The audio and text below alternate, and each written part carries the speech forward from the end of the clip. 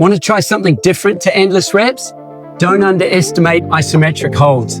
They build more muscle and tendon strength than you think. So let's give them a go. First up is the wall sit. We're working the quads and glutes here. Press your back flat into the wall. Keep your core tight. Drop your hips so that your thighs are parallel to the floor with knees at 90 degrees. Nadia is modifying it by not dropping the hips as far. Make sure your knees are over ankles, put the weight in your heels, and don't let the knees cave in. As with all of these isometric holds, concentrate on breathing steadily.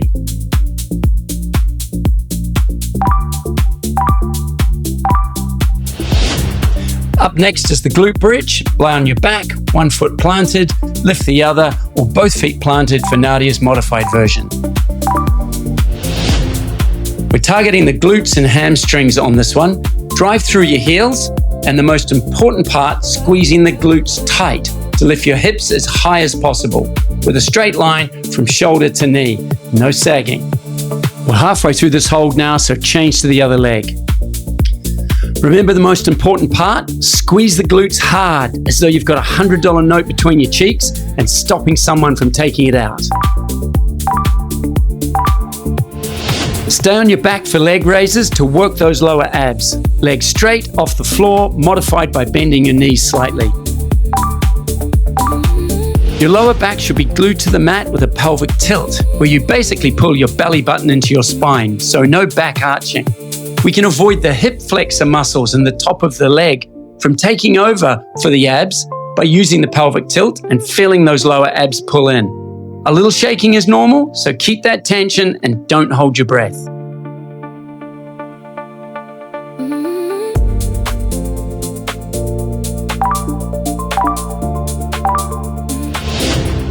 Still on our back for the levitation crunch, this time to target the upper abs. In the crunch position, lift your shoulder blades off the floor, raising the chest toward the ceiling. Looking straight up helps, although you can tuck your chin to your chest if your neck aches. And think about pulling your ribs to hips to truly engage those upper abs. The higher up our body we have our hands, the harder it gets. So to modify, we can place our hands down next to our hips like Nadia is showing us. Hands can be on your head, but do not pull on the neck. If you need to, drop, breathe, and lift again as soon as possible to continue the upper ab engagement. Turn over for the push-up hold next. Start in a plank on toes or knees to modify and drop down to just off the ground.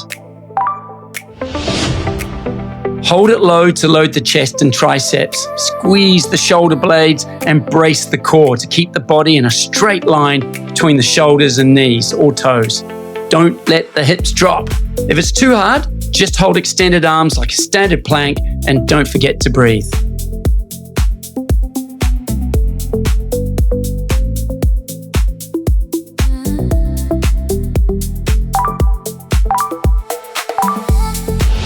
Find a chair, sofa, or some raised surface to do a bench dip.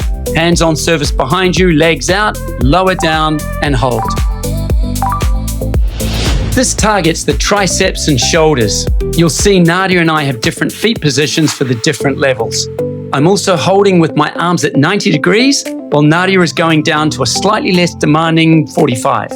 Have your fingers facing forward and elbows pointing back. Don't shrug, keep your shoulders down away from your ears. Triceps will be screaming now after the push-ups.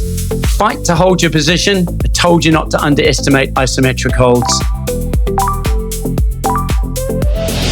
Back to the mat for the side plank star. With forearm down, lift your top arm and leg to make a star.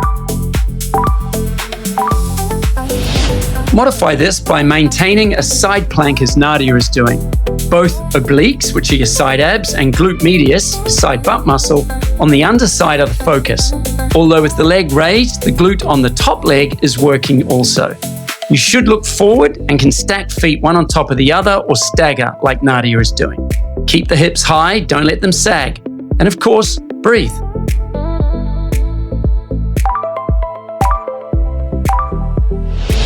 Side plank star on the other side. Same thing, forearm down, drive your hips to the ceiling. Obliques and glute medius on the other side now. can be harder because the supporting muscles will be tired from the first hold. Once again, keep that body in a straight line and also work the shoulder and core as stabilizers to avoid rolling forward.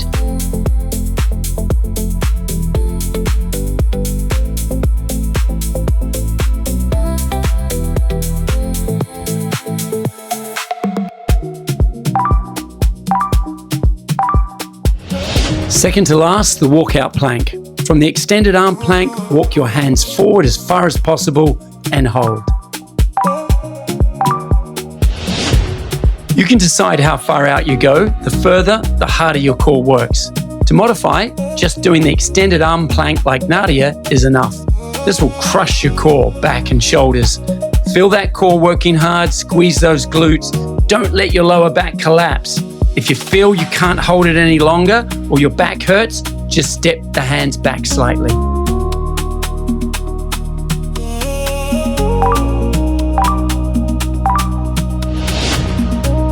Final move, the hollow. Lying on your back, arms against your head, lower back pressed down into the floor by the pelvic tilt, lift the arms and legs and hold.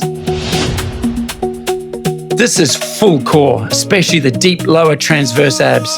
Point the toes, reach past the ears. Lower back stays glued to the floor.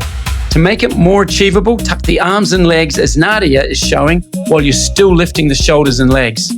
Everything is tight, abs, quads, lats. This is your finisher.